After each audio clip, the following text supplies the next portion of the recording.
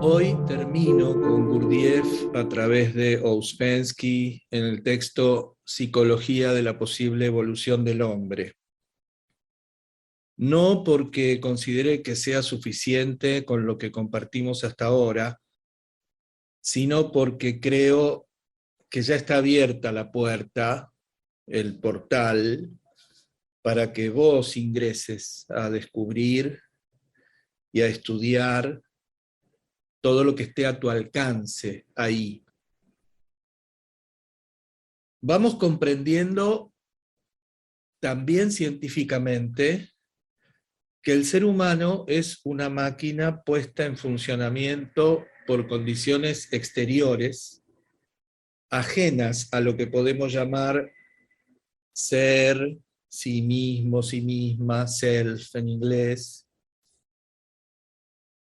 Y así, en relación a esas condiciones exteriores, funciona respondiendo mecánicamente a esos estímulos, muy por debajo del nivel que puede alcanzar cuando el ser, el sí mismo, misma, el self, se vincula con ella, con la máquina.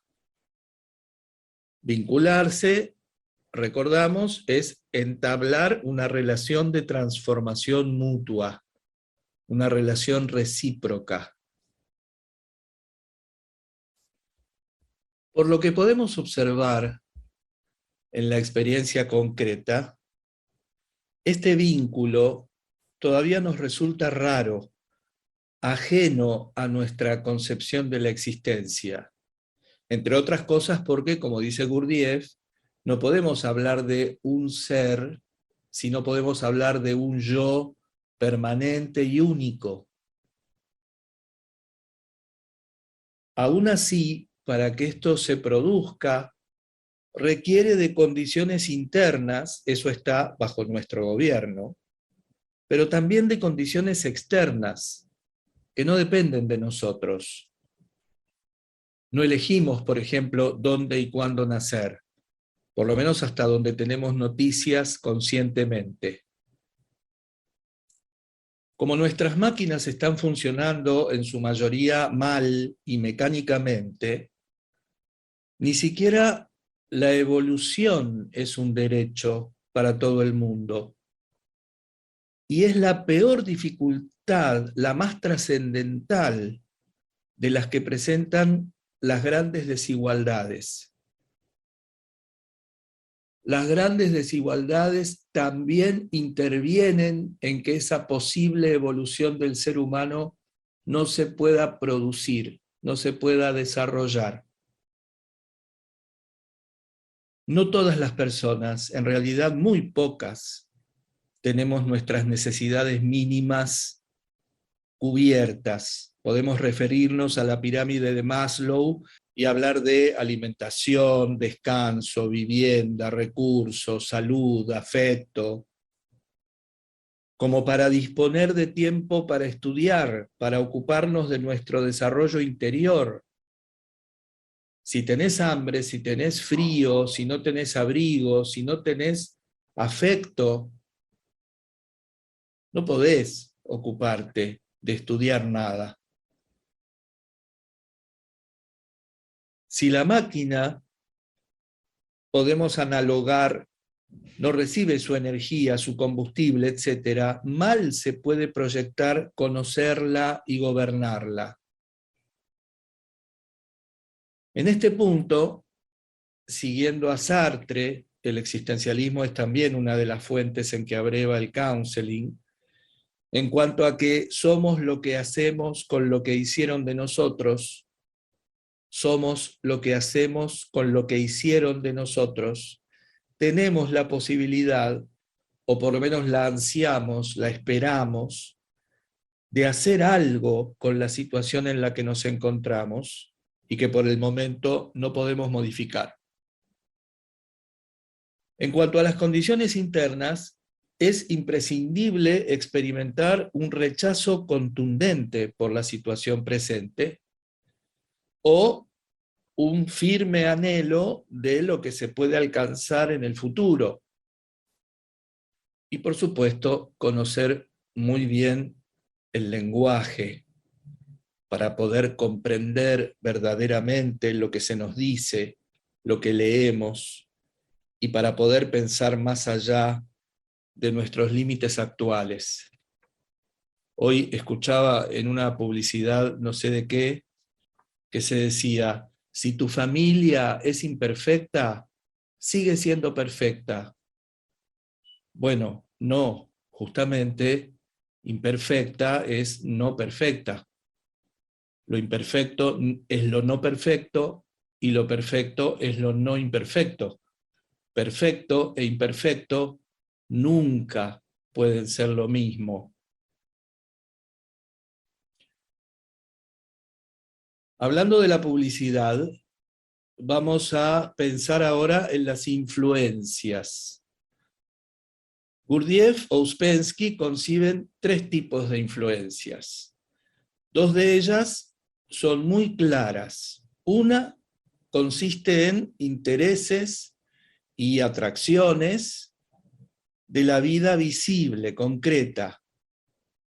Esto, la seguridad, la salud, el placer, el dinero, la reputación, la distracción, la pertenencia, la vanidad, el orgullo, el estatus social, el consumo, etc. La llamamos, con Gurdjieff-Ouspensky, influencia A. Lo que primero se percibe, lo que está ahí todo el tiempo haciéndose presente para nosotros.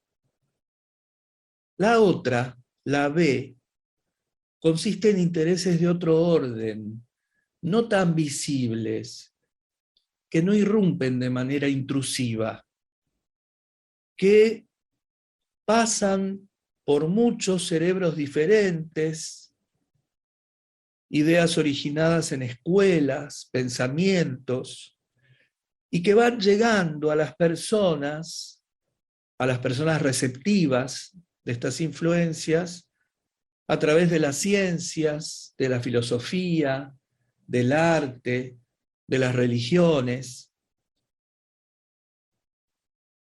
Entonces, el ser humano que tiende casi exclusivamente a las influencias A e ignora las B, pone seriamente en juego su posibilidad evolutiva, porque esta va disminuyendo con los años, hasta que efectivamente se produce una especie de muerte en vida, como una semilla que no va a germinar.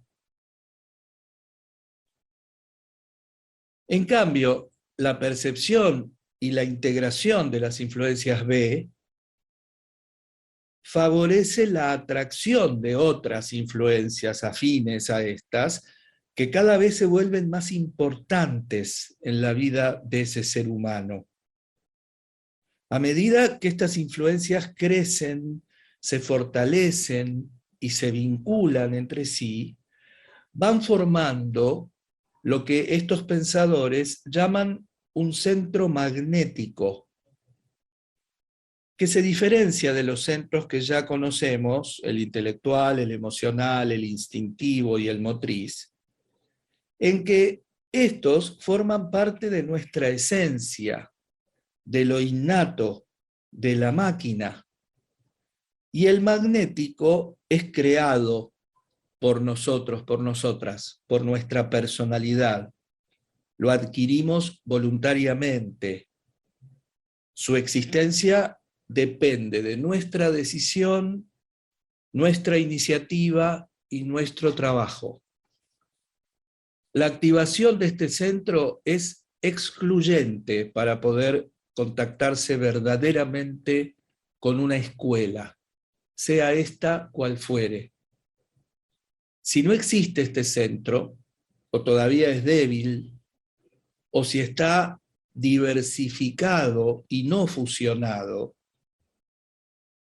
esto es, interesado por escuelas diferentes entre sí y hasta contradictorias,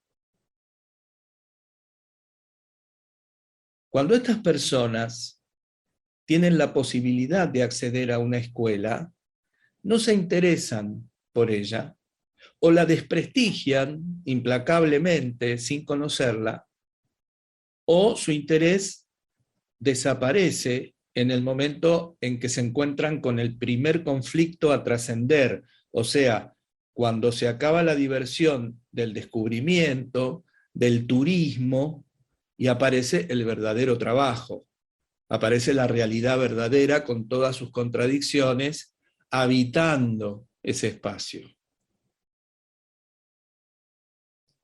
Esta especie de turismo por el pensamiento, por las escuelas, aparece cuando, por ejemplo, algo que lamentablemente vengo escuchando muy seguido, el counseling, por ejemplo, es muy interesante, pero es poco, pero no alcanza. Así que yo prefiero combinarlo con flores de Bach y cuencos tibetanos, o tarot y reiki, decodificaciones, constelaciones, todo lo que se pueda. Todas actividades respetables y encaradas de manera responsable, muy beneficiosas seguramente para muchas personas. Lo que no es respetable es este turismo que genera este cambalache no integrado de muy poquito de todo. Recorremos Europa en 8 días,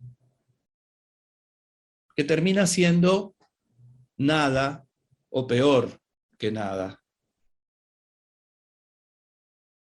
Yo creo cada vez con más fervor que lo que debemos hacer, y me vas a permitir y me disculparás que lo exprese en un criollo tan descarnado, tan confrontativo. La confrontación es un recurso válido en algunas ocasiones. Debemos, decía, ocuparnos de lo importante, que es lo verdadero, lo que nos hace bien, lo que nos reconcilia con nosotros mismos, mismas.